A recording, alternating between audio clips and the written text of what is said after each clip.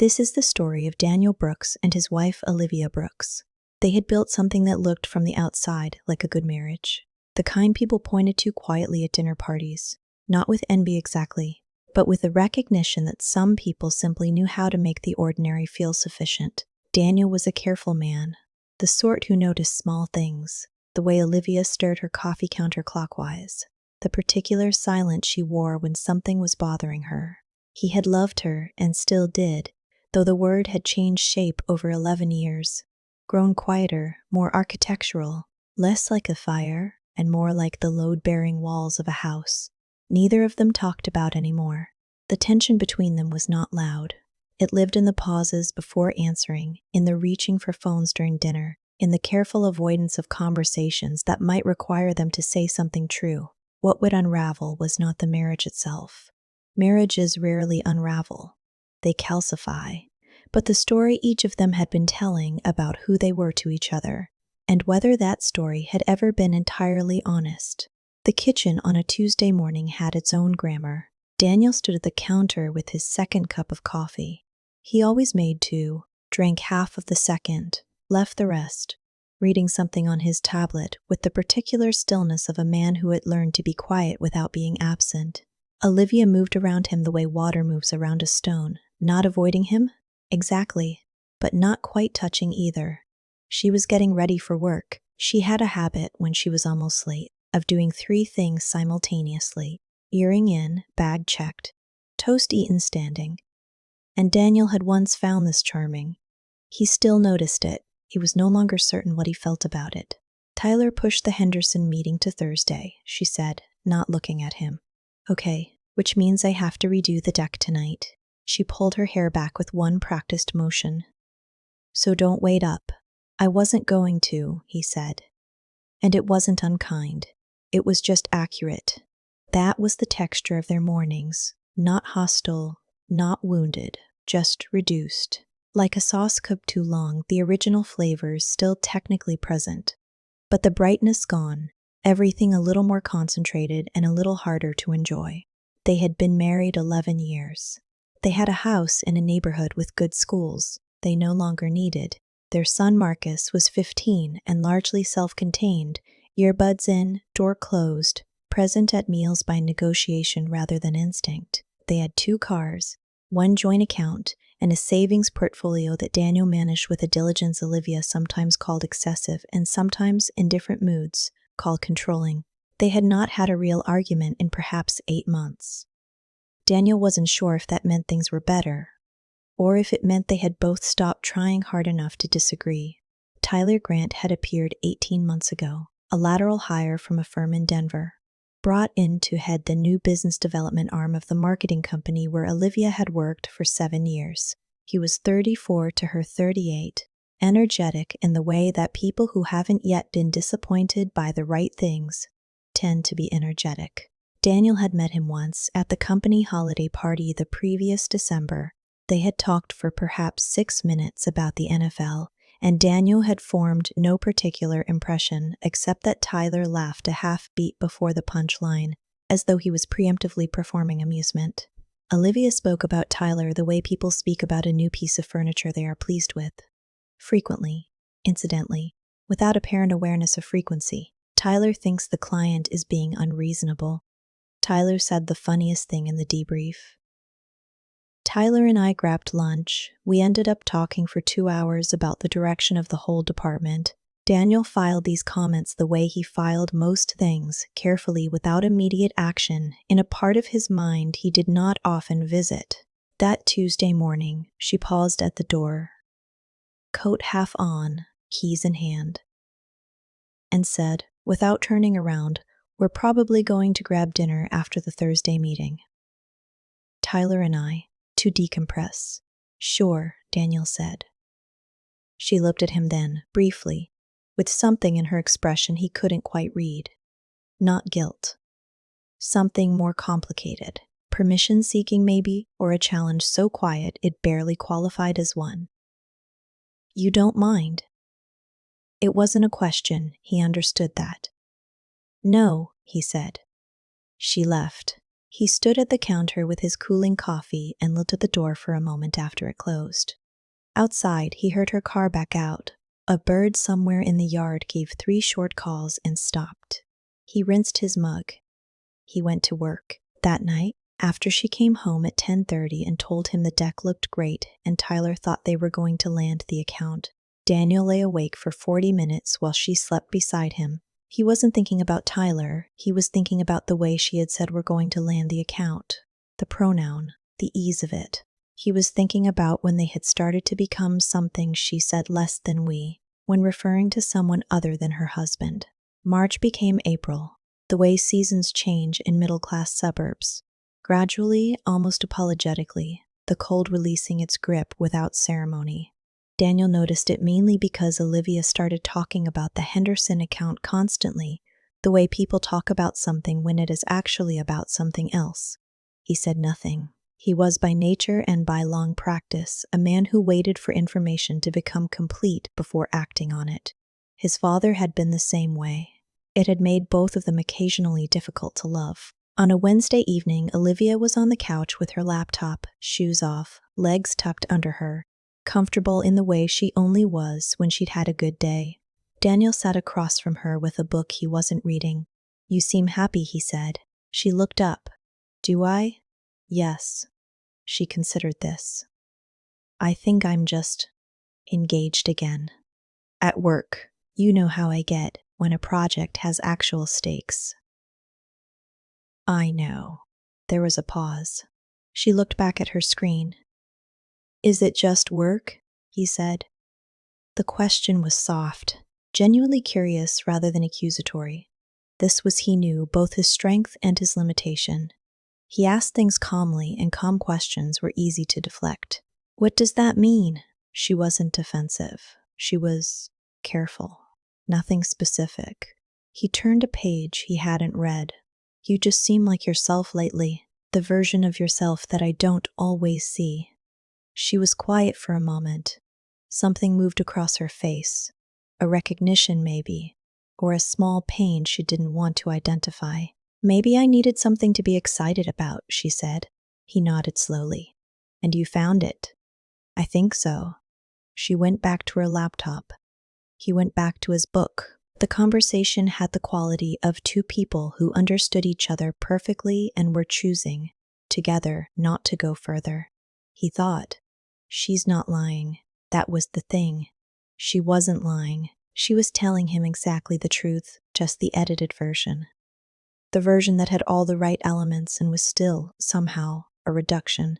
He thought about his friend Nathan, who had gone through a divorce 2 years earlier and said afterward, "The worst part is I could see it happening. I could see it from 6 months out. I just didn't believe what I was seeing." Daniel believed what he was seeing. He just hadn't decided what to do with it. He started, not investigating exactly. That word implied something more aggressive than what he was doing. He started noticing. He had always been a noticer. It was not surveillance, it was attention. The difference mattered to him, though he understood it might not matter to anyone else. He noticed that she had started working out again, quietly, without announcement, gym bag appearing in the car, a new rhythm to her mornings. He noticed that she had changed her phone's notification sounds, so he could no longer tell from across a room when a message arrived. He noticed that she came home from the Thursday dinner with a particular quality of aliveness, bright eyes, a looseness in her shoulders, that he associated with feeling seen. He knew what feeling seen felt like, because he could remember the last time she had looked at him that way, and it was not recent. That was the thing he kept returning to. Not jealousy exactly, something quieter and sadder. He had watched her go dim in his presence incrementally over years, and had told himself it was normal, the natural subsidence of early marriage heat into something more stable, more sustainable. He had told himself that comfort was its own form of love. Now he was watching her become luminous again in someone else's company, and he understood that the dimness had not been inevitable. It had been specific. It had been him, or the two of them together, or what they had stopped doing for each other so long ago they could no longer remember when. He was at his desk one afternoon. Daniel worked from home on Fridays, a habit established during the pandemic and never revised. When he received an email, he almost missed it. It had been forwarded to him by a former colleague at the law firm where he consulted, a woman named Jess Hartley who worked in employment compliance. "Thought you should know this exists," she had written. "Not my place to say more. Take care of yourself." Attached was a document, an HR summary from Olivia's company, internal, marked confidential, clearly obtained by someone with access. Daniel wasn't certain of the legal status of what he was reading. He read it anyway. There were 2 formal complaints, both filed in the last 4 months, both concerning the same professional relationship. The language was careful, institutional, inappropriate conduct, boundary concerns, documented pattern. But the implications were clear. He sat at his desk for a long time after he closed the document. He did not feel vindicated. He did not feel righteous. He felt the particular cold sadness of a man who has been proven right about something he desperately wished he'd been wrong about. He opened a new document on his laptop. He began to type. Olivia came home that Friday evening to find him in the kitchen making dinner. Not unusual, and quiet in a way that was also not unusual, or at least not noticeably more so than any other Friday. "Good day?" she asked. "Productive," he said. She put her bag down and poured herself a glass of water. "Tyler thinks we're going to hear back on Henderson by Monday." "Good," he said. She watched him at the stove for a moment. Something in his stillness registered, slightly as different, but she was tired and she let it go. "I was thinking," she said, "that he and I might celebrate. If we land it, dinner somewhere nice." "Sure," Daniel said. He put a plate in front of her. He sat down across from her. They ate together. They talked about Marcus's chemistry exam, about a neighbor's renovation, about whether they should replace the water heater before summer. It was a completely normal dinner. He was, she would realize later, already gone. She just couldn't see it yet. And she didn't know, not then, that what felt like her husband being present was actually her husband deciding. Olivia set her fork down and looked at nothing in particular for a moment, out the window at the middle distance, and said quietly and a little strangely, "I don't know. Maybe like this story, or subscribe or something." Daniel looked at her. "What?" he said. She blinked. "Sorry. I don't know why I said that." She picked up her fork again. "Never mind." He watched her for a moment, then went back to his food. Neither of them mentioned it again. The following Tuesday, not Thursday, not a dramatic weekend morning, Olivia came downstairs dressed for work, smiling at something on her phone, and found Daniel sitting at the kitchen table with a manila folder beside his coffee. "Morning," she said. She was still looking at the phone. "Morning." He slid the folder across the table toward her place setting. She looked at it, then at him. "What's this?" "A document. I had Marcus review the language, but I drafted it. You should probably have your own attorney look at it before you do anything with it." She sat down slowly. She opened the folder. She read. The document was 11 pages. It proposed a modification to their joint financial arrangements, not a divorce filing, not a separation agreement, something more specific and more surgical. It outlined a restructuring of account access, asset categorization, and liability divisions based on what Daniel termed, in the clinical language he had borrowed from his years of legal consulting, a material change in the reasonable expectations of the marital partnership. He watched her read. He drank his coffee. He did not say anything. When she got to page 4, she stopped. "Daniel, keep reading. You can't just." She set it down. "What is this? What are you actually doing?" "I'm protecting what I've built," he said. "What we've built, technically, though I think the distinction is becoming relevant. Because of Tyler." It wasn't quite a question and wasn't quite a statement. It was something in between, the sound of a person watching something they thought was invisible become visible. "Because of what I know," he said. "Which is more than you think." She sat back. The brightness from the phone, still lit on the counter, felt suddenly incongruous. She looked at him with something he recognized. Not guilt, not anger, Something more complicated. Calculation, maybe. The mental motion of a person deciding what to admit. Nothing has happened, she said. Okay, I mean it. Tyler and I. It's not what you're imagining. We work well together. We talk, that's all. The HR complaints disagree, Daniel said. The color left her face in a way he had never seen before. Not theatrical, real. A genuine shock, physical, the kind that comes when something you believed was private becomes suddenly, irreversibly known. How do you? It doesn't matter how. She closed the folder. She pressed both hands flat on its surface, as though steadying something. For a long moment she didn't speak. Those complaints are from people who don't understand the relationship, the dynamic. It's a high-pressure environment where in close quarters, things look Olivia.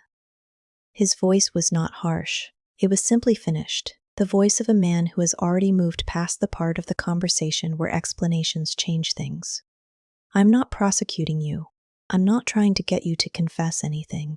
I'm telling you what I know, and I'm asking you to read that document carefully. And I'm asking that when you go to dinner with Tyler, whenever that happens, you do it knowing I'm aware of what's been happening and what it means. What does it mean? She asked. He looked at her for a moment. The morning light was ordinary and honest, and it fell across both of them without favor. I think you know, he said. He picked up his coffee. He took it to his office. He closed the door.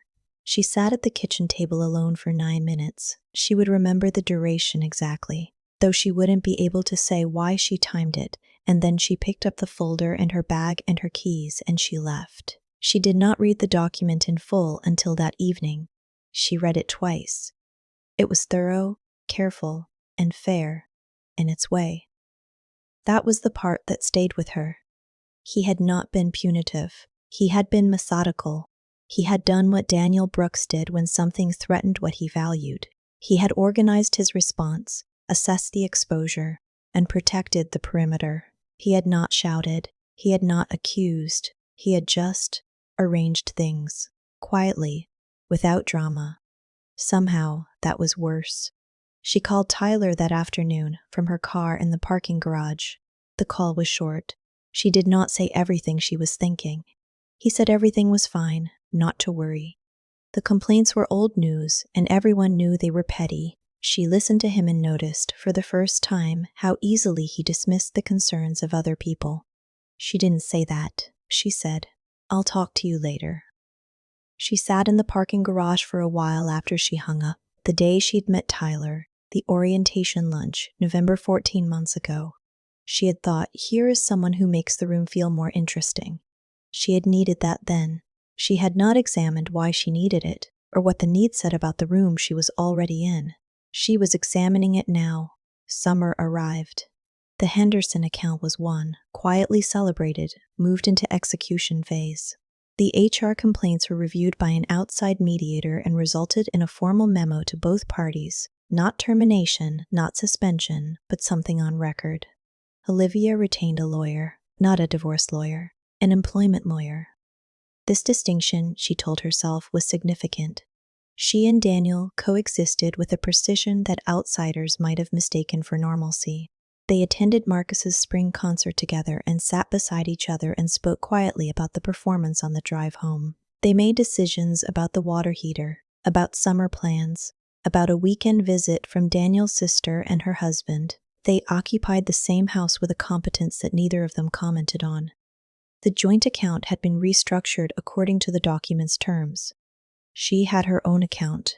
He had his. There was a shared operational account for household expenses, funded by both, managed by a spreadsheet she found irritating in its precision and could not argue with. She told her friend Caroline, over wine on a Thursday evening in June, that Daniel had overreacted to something that was never what he thought it was. Caroline, who had known them both for 6 years, said, "Do you believe that?" Olivia said, "Of course." Caroline said, "Okay," and refilled both glasses. Later, driving home, she was under the legal limit. She was always under the legal limit. Olivia thought about the way Caroline had said okay, the particular flatness of it. not agreement, not challenge, just a closed door. She thought about Tyler, who had in the 3 months since the HR review become slightly more careful, slightly more formal at work, who still had the ability to make a room feel more alive, who had told her once, in the small hours after a late project session, that she was the most capable person he had worked with, and that whoever had her at home didn't know what they had. She had gone home and not told Daniel that. She had been aware, even then, that the compliment was a kind of recruitment. She had not admitted this to herself until the drive home in June. Daniel, meanwhile, was doing something Olivia would not have predicted and probably wouldn't have believed. He was going to therapy. He had started in April, quietly, the way he did most things, telling no one except his sister when it came up naturally in conversation. He had said, "I think I've been absent in ways I didn't fully account for." His sister had said, "I've been waiting 11 years for you to say that." He had been annoyed, and then less annoyed, and then had thought about it for 2 weeks.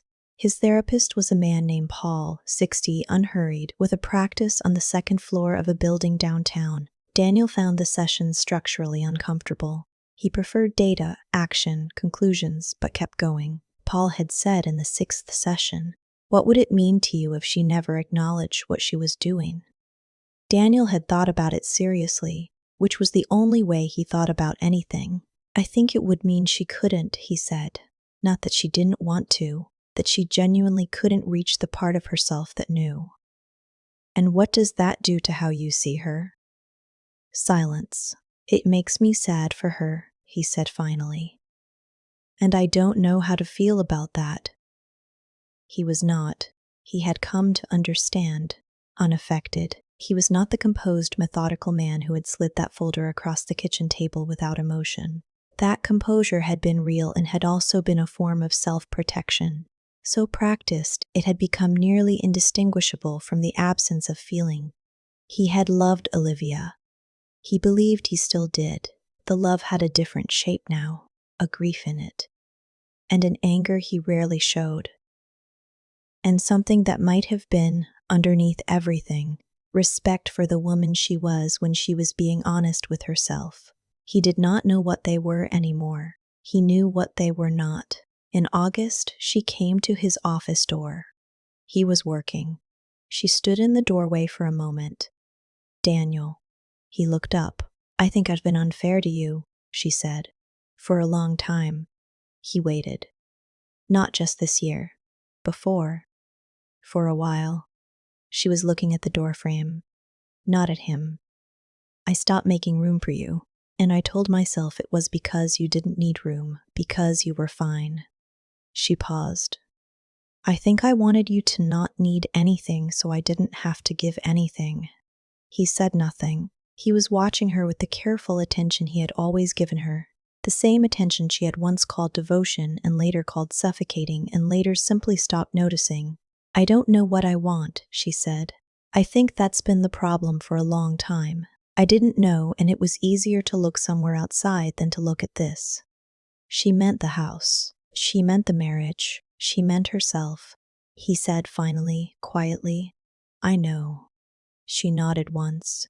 She left the doorway. He sat for a long time in the quiet after she was gone, and did not pick up his work again for 15 minutes. September had a particular quality of light that Daniel had always associated with clarity. The summer haze gone, everything at sharp angles, the world more itself. He was in the backyard on a Saturday morning with coffee, watching the neighbor's cat move along the fence line with an authority it had not earned, when Olivia came out and sat in the other chair. They had not resolved anything. They had simply continued, which was its own kind of decision. She had a mug. She looked tired in a way she had been carrying for months. He had stopped trying to diagnose her tiredness. He just saw it. "Marcus asked me yesterday if we were getting divorced," she said. "What did you tell him? That we were figuring things out?" She looked at the yard. He said, "So yes." A silence. The cat reached the end of the fence and dropped out of sight. "He's not wrong to worry," Daniel said. "No." "Are you still seeing Tyler outside of work?" The question was quiet. No edge, just the question. She considered her answer for a long time. He waited. which he was good at. No, she said. I stopped after the summer. She turned her mug in her hands. It wasn't. It was never what I thought it was. He's not interested in anything real. He's interested in the part of me that made him feel like he'd found something rare. She paused. Which is its own thing, to want to be found. He nodded slowly. I didn't know I felt unfound, she said. I thought I'd just grown out of needing that. But you hadn't. No. Her voice was even but carrying something that required effort to carry. I just stopped telling you. He let that sit between them without rushing toward it or away from it. I stopped telling you things too, he said. What I needed, what I was afraid of. I thought if I just managed everything, built everything, kept everything stable, that would be enough. That I wouldn't have to. He stopped, found it again. I didn't know how to be uncertain with you. I thought you'd see it as weakness. I would have, she said honestly. Back then, probably. I know. They sat with that honesty. It was an uncomfortable fit.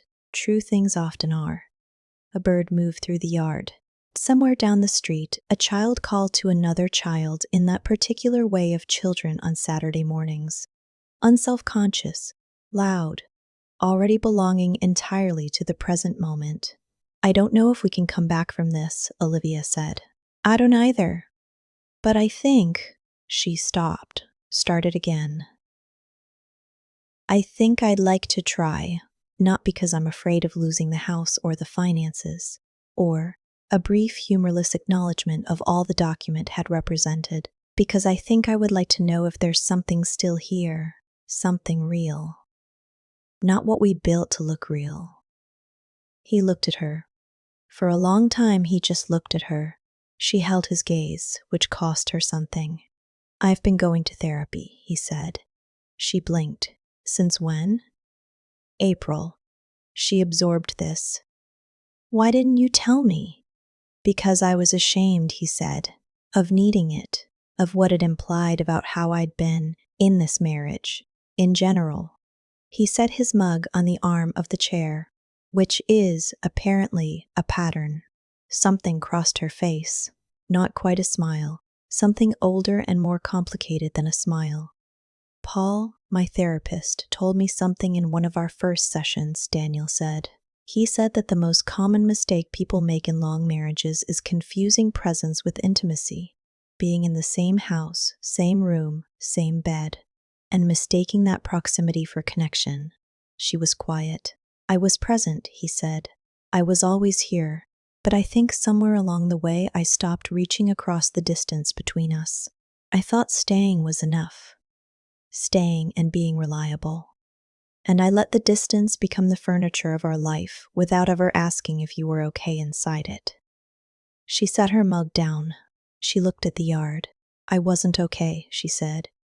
And I didn't say so. I just found the nearest exit from the feeling. A breath. That's not your fault. It's not a question of fault. No, she agreed. It's not. The morning continued around them, ordinary, fully committed to itself, indifferent to the weight of what two people were attempting in two chairs beside a garden. Neither of them had tended as well as they intended. She reached across the small distance between the chairs and put her hand on the arm of his. Not holding his hand, not quite touching him, just near. An offer, open-ended. He looked at her hand. He looked at her. He put his hand over hers. Not a resolution, not a promise, not the beginning of anything clean or certain. Just two people who had spent 11 years building walls out of their best qualities, his control, her ambition, his silence, her brightness, and were sitting now in the wreckage of all that careful self-protection, trying to see each other clearly for perhaps the first time. It was not a happy ending. It was not an unhappy one either. It was just the truth of them, finally. Sitting in the September light, worn and quiet and still, somehow, together. The cat came back along the fence. Neither of them noticed. They were looking at the garden and not speaking, and the silence between them had changed quality, from the silence of distance to the silence of two people who have nothing left to hide behind, and are learning, slowly, what to do with that. Some things in a marriage break cleanly, most do not. Most just change shape, become something neither person planned for, and both people have to decide whether to recognize as their own. Daniel and Olivia Brooks did not divorce that year. What they did or didn't do after that part belongs to them.